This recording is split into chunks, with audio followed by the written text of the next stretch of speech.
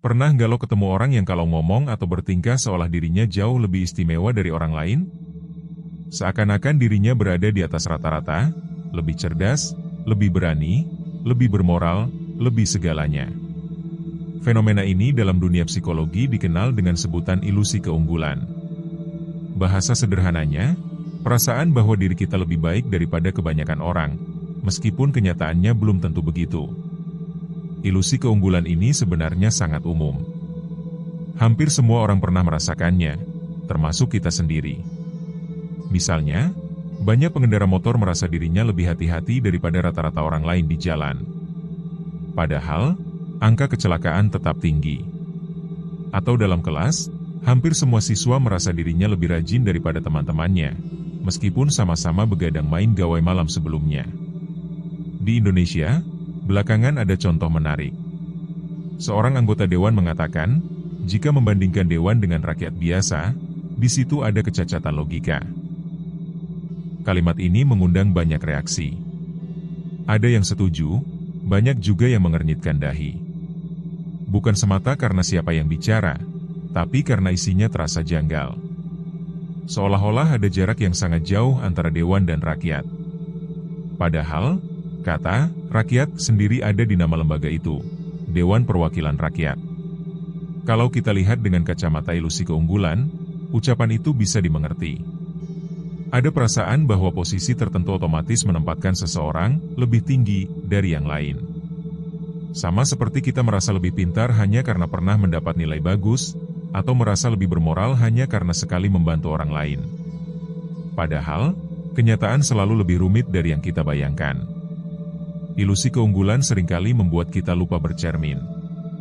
Kita mudah menganggap diri lebih unggul, tapi jarang benar-benar mengevaluasi diri dengan jujur. Misalnya, seseorang merasa dirinya lebih sabar dari orang lain. Tapi coba saja ada sedikit macet, emosinya langsung meledak. Atau ada yang merasa dirinya lebih jujur, padahal sehari-hari masih suka membenarkan kebohongan kecil demi kenyamanan.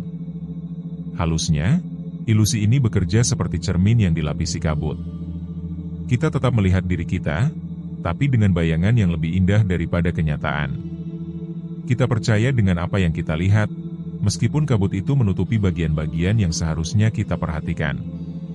Kalau ilusi keunggulan terjadi pada individu, dampaknya mungkin sebatas kepercayaan diri berlebihan.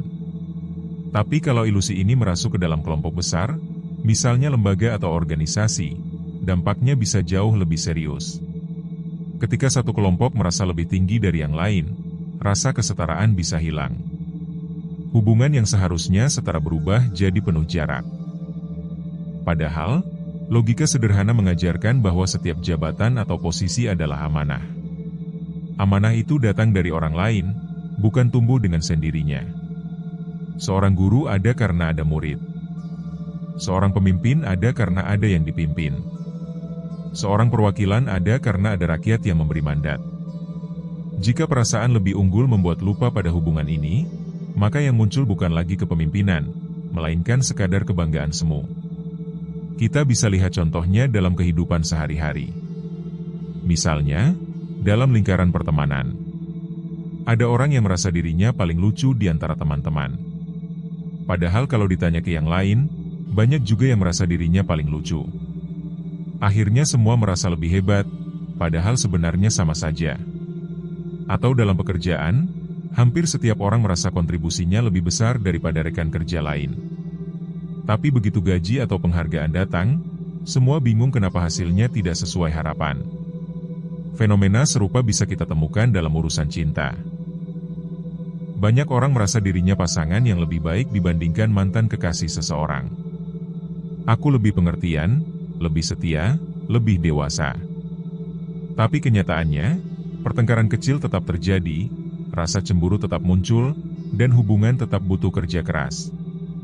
Ilusi keunggulan memberi rasa percaya diri, tapi tidak selalu sejalan dengan kenyataan. Sejarah bangsa kita juga menyimpan pelajaran tentang bahayanya merasa terlalu unggul.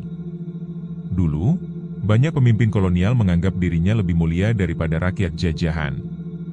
Mereka merasa lebih beradab, lebih pintar, lebih berhak mengatur hidup orang lain. Padahal, kenyataannya tidak begitu. Kesombongan itulah yang akhirnya memicu perlawanan, lahirnya gerakan, dan tumbangnya kekuasaan yang semu. Para pendiri bangsa paham bahwa ilusi keunggulan adalah racun. Tan Malaka, misalnya, menulis bahwa logika harus digunakan untuk membongkar kebohongan, termasuk kebohongan yang datang dari rasa diri lebih tinggi. Sultan Syahrir juga sering mengingatkan bahwa kebebasan dan kesetaraan tidak bisa tumbuh jika satu kelompok merasa dirinya lebih mulia dari kelompok lain. Pesan ini sebenarnya masih relevan sampai hari ini. Ilusi keunggulan juga punya sisi halus yang sering bikin kita nyaman.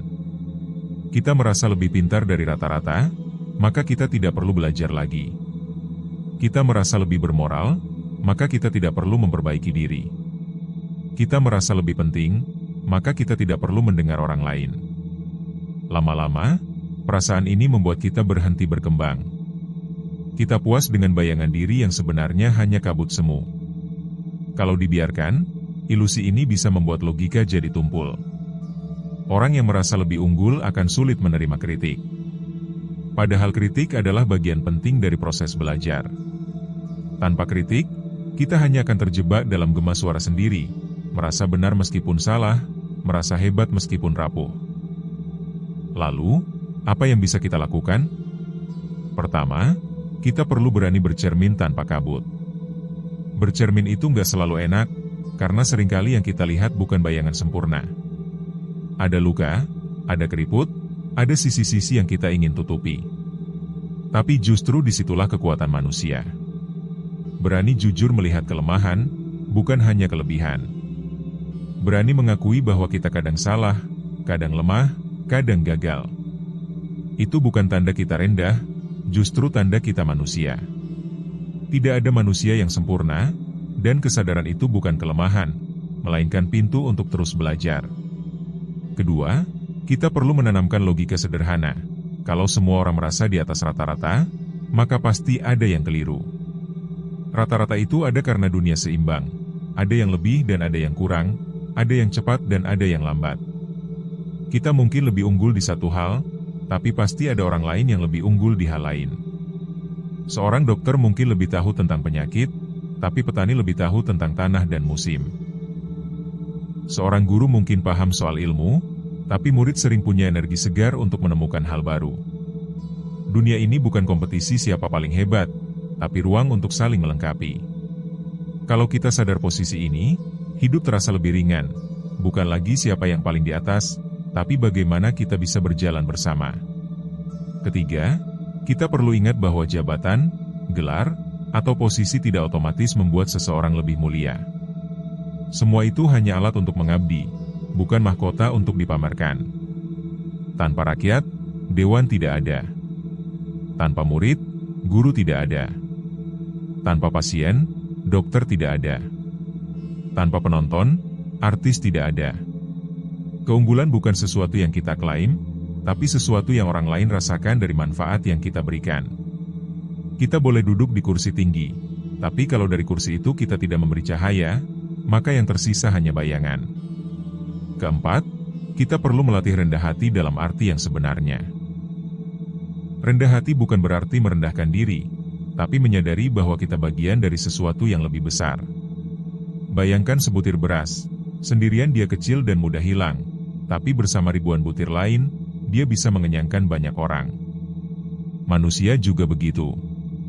Tidak peduli seberapa tinggi gelar atau jabatan, kita tetap hanya sebutir kecil dalam piring kehidupan. Kesadaran ini membuat kita tidak gampang terjebak dalam ilusi keunggulan.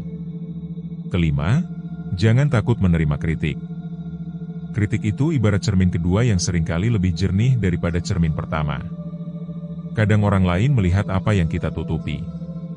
Kadang mereka menunjuk bagian yang tidak kita sadari. Memang sakit, tapi dari rasa sakit itu tumbuh perbaikan. Orang yang merasa dirinya selalu di atas rata-rata biasanya alergi kritik, padahal kritiklah yang menjaga kita agar tetap berpijak di bumi, bukan melayang di awan. Hidup ini lucu. Kadang orang yang merasa paling logis justru sering terjebak dalam logika semu. Mereka merangkai kata-kata rumit untuk menutupi kekosongan. Kadang orang yang merasa paling berharga justru lupa memberi nilai pada orang lain. Mereka sibuk menjaga wibawa sendiri, tapi lupa bahwa wibawa tumbuh dari bagaimana kita memperlakukan sesama. Dan kadang, yang merasa paling di atas rata-rata, justru malah terjebak di bawah ilusi. Seperti burung yang merasa terbang tinggi, padahal cuma berputar-putar di kandang yang sama. Maka, kalau kita mendengar ada orang yang bilang membandingkan dirinya dengan orang biasa itu cacat logika, kita tidak perlu tersinggung berlebihan. Dunia ini terlalu luas untuk dihabiskan dengan marah-marah. Cukup senyum saja. Karena seringkali, senyum orang yang sadar lebih logis daripada suara lantang orang yang terjebak dalam ilusi keunggulan. Senyum itu bukan tanda kita kalah, tapi tanda kita mengerti bahwa harga diri tidak lahir dari klaim keunggulan, melainkan dari ketenangan hati yang tahu tempatnya di dunia. Dan mungkin, di balik senyum itu, ada doa kecil. Semoga mereka yang masih sibuk merasa di atas rata-rata, suatu hari berani bercermin tanpa kabut, dan menyadari bahwa menjadi manusia bukan soal siapa lebih tinggi, tapi siapa yang lebih berarti.